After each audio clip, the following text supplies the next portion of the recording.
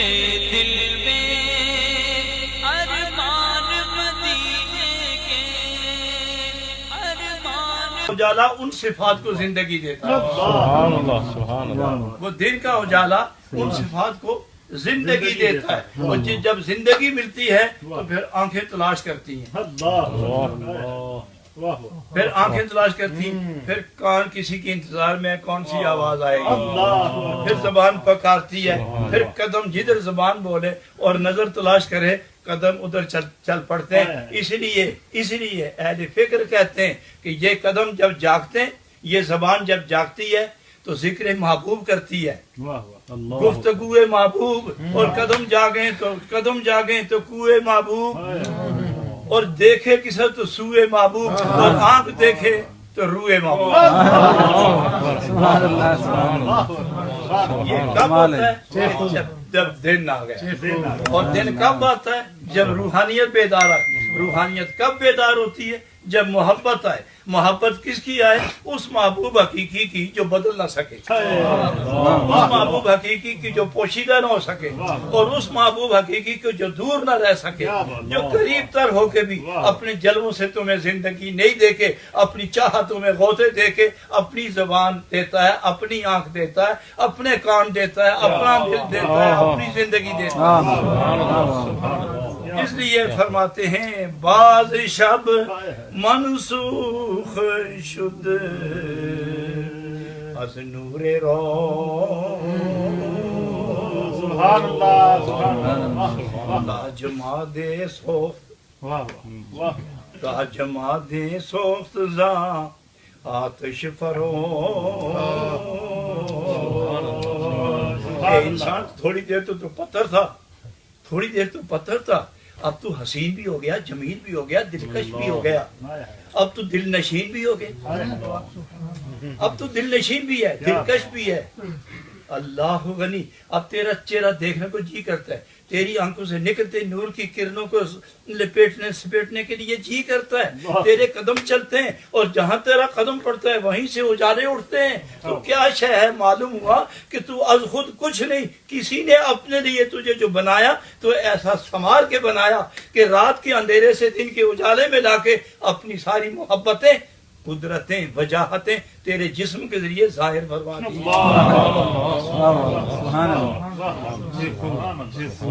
جماد سوخت زاں آتش فرو. اور آگے بڑی خوبصورت بات کہہ کے بات ہی بدل دیتے ہیں. گرچہ ظلمت آمداں نوم و صبح،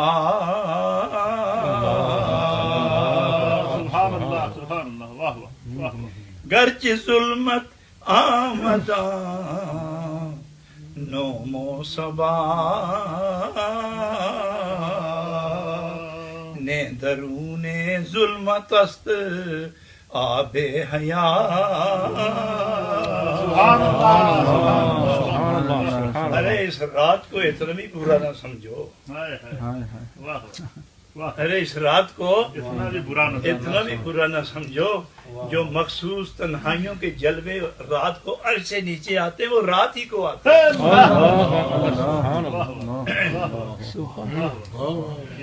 اور یہاں حضرت سعدی علیہ رحمت نے یہ سارا عقدہ کھول دیا. وہ فرماتے ہیں اے خواجہ چے جوئی ز شب قدر نشانی. یہ رات ہی ہے نا، لیکن اب اس طرح آتے ہیں وہ. اے خواجہ چے جوئی ز شب قدر نشانی، ہر شب قدر است گر قدر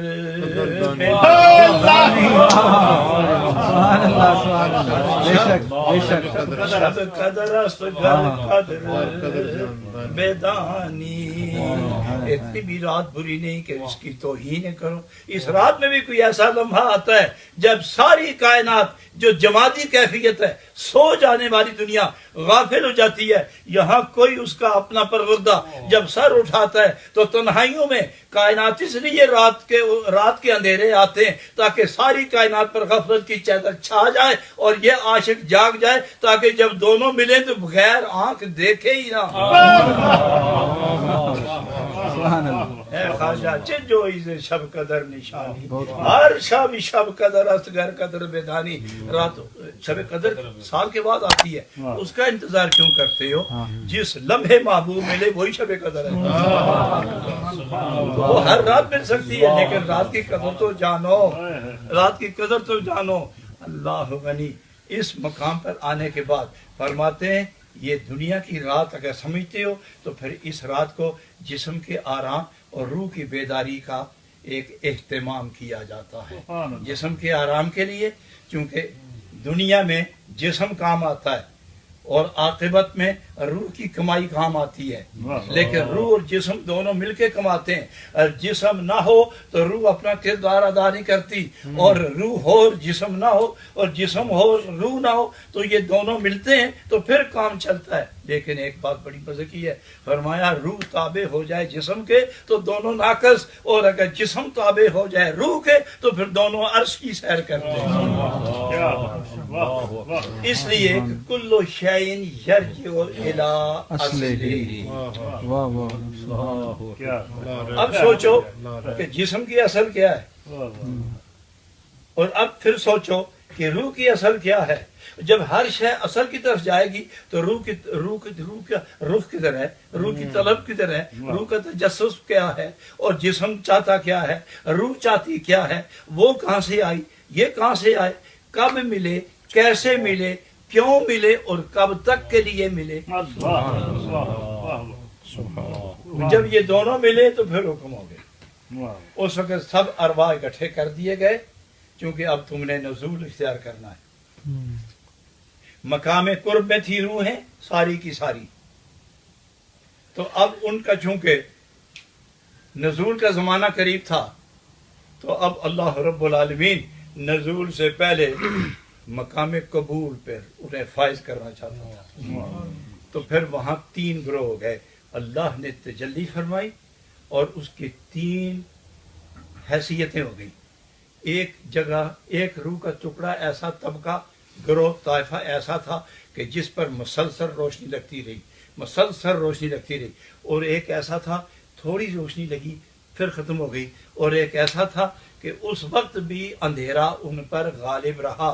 جن پر ازل میں اندھیرا غالب رہا وہ سارے کافر ہو گئے، اور جن پر تھوڑی چمک پڑی اور ختم ہو گئی یہ سب منافق ہو گئے، اور جن پر مسلسل نور کی روشنی اور دن رہا اور چاندنی رہی، روشنی رہی، اجالے رہے، ان میں پھر طبقے مختلف کر دیے۔ بعض رسول ہو گئے، نبی ہو گئے، مرسل ہو گئے، اور بعض صحابی ہو گئے، اولیاء اللہ ہو گئے، علماء ربانیین ہو گئے۔ یہ اولیاء علماء ربانیین یہ اور صحابہ کاملین اور انبیاء اور صالحین اور صلحاء اور مقربین انہی دنوں سے منتخب ہو کر دنیا میں آئے۔ یہاں یہ جو ساری رات جاگتے ہیں، کیوں جاگتے ہیں؟ اس لیے تاکہ وہ جو کرم ہوا ہے اس کا شکر ادا ہو، اس کا شکر ادا ہو، اور ہر نعمت پر شکر ہے۔ وہ سب سے بڑی نعمت تو قرب الہی ہے، تو قرب الہی پر جو فائز ہے وہ کیوں ساری راتیں جاگتا ہے اور دن بھر لگا رہتا ہے؟ تاکہ شکر کا مقام حاصل ہو جائے۔ تو اس لیے رب نے فرمایا وَقَلِيلٌ مِّنْ عِبَادِيَ الشَّكُورُ، جو اس مقام پر فائز ہیں وہ تھوڑے، لہذا شکر کرنے والے بھی تھوڑے ہیں۔ وَقَلِيلٌ مِّنْ عِبَادِيَ الشَّكُورُ۔ سید عالم صلی اللہ علیہ وسلم نے کھڑے ہو کر کھڑے راتیں بیت گئیں، پاؤں متورم ہو گئے، سوج گئے۔ سیدہ طیبہ طاہرہ صدیقہ عائشہ رضی اللہ عنہا عرض کرتی ہیں حضور کائنات آپ کے صدقے سے بنی ہے، آپ کے لیے بنی ہے، تو اتنی تکلیف کیوں اٹھاتے ہیں؟ تو آپ فرماتے ہیں ایسا ہی ہے جو تم کہتی ہو، ایسا ہی ہے، تو پھر سنو افلا اکون عبدا شکورا۔ سبحان اللہ۔ جب یہ درجے عزت تو کہتی ہے مجھے ملے اور کائنات میرے لیے، پھر میں شکر کیوں نہ کروں؟ اور شکر زبان سے تعلق نہیں رکھتا، شکر اعمال سے تعلق رکھتا ہے۔ تو لہذا یہ سجدے شکر کی تکمیل کا ایک سامان ہے، سبب ہے، بنیاد ہے۔ تو یہاں اسی لیے فرماتے ہیں گرچہ ظلمت آمدان نوم و سواد نے درون ظلمت است آب حیات۔ یہ جو رات آئی ہے تھوڑی دیر کے لیے، یہ آپ کے جسم کے آرام کے لیے، مگر اندر سے یہ آب حیات ہے۔ اور آب حیات کی جو عرف عام میں تعریف ہے کہ جو ایک گھونٹ پی لے وہ مرتا نہیں، جو ایک گھونٹ پی لے وہ مرتا نہیں۔ تو جناب رومی فرماتے ہیں ارے تو بھی رب العالمین کے وصف جناب سید الکائنات کے جمال کا ایک گھونٹ پی مرے گا تو بھی نہیں، تمہارے لیے یہ آب حیات ہے، مرے گا تو بھی نہیں۔ تو یہ ہے ان لوگوں کے لیے، اور بڑے آسانی سے رات آرام کے لیے۔ لیکن میاں محمد صاحب رحمۃ اللہ علیہ فرماتے ہیں، دیکھو بڑی سادی سی بات ہے، بڑی سادی سی بات ہے، رات پوے تاں بے دردانو، رات پوے تاں بے دردانو، نیند پیاری آوے درد مندانو، یاد سجن دی ستیاں